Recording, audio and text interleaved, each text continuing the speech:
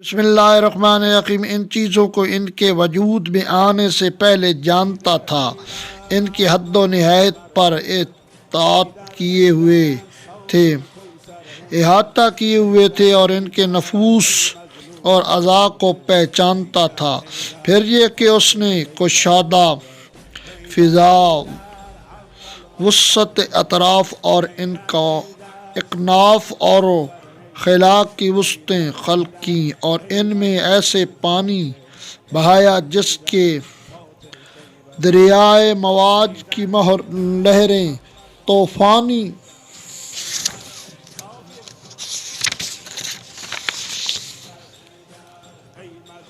اور بحر ظفار کی موجیں تہ بہ تہ تھیں۔ اسے تیز ہوا اور تند آندھی کی پشت پر لادا، پھر اس پانی کے پلٹانے کا حکم دیا اور اسے اس کی سرحد سے ملا دیا۔ اس کے نیچے ہوا دور تک پھیلی ہوئی تھی اور اوپر پانی ٹھاٹھے مار رہا تھا۔ پھر اللہ سبحانہ نے اس پانی کے اندر ایک ہوا خلق کی جس کا چلنا بانجھ بے ثمر تھا، اور اسے اس کے مرکز پر قرار رکھا، اس کے جھونکے تیز کر دیے اور اس کے چلنے کی جگہ دور و دارانہ تک پھیلا دی۔ پھر اس ہوا کو مأمور کیا کہ پانی کے ذخیرے کو تھپیڑے دے اور بحر بے قرار کی موجوں کو اچھالے۔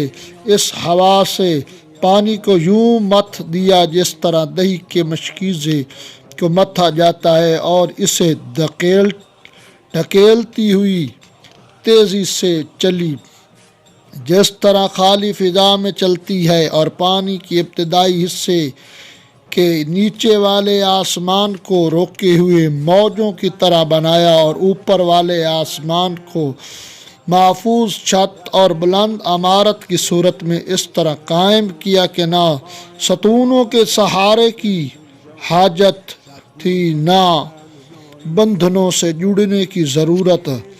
پھر ان ستاروں کی سچ دھج اور روشن تاروں کی چمک دمک سے آراستہ کیا، اور ان میں زوپاش چراغ اور جگمگاتا چاند رواں کیا جو گھومنے والے فلک، چلتی پھرتی چھت اور جنبش کھانے والی لوح میں تھا۔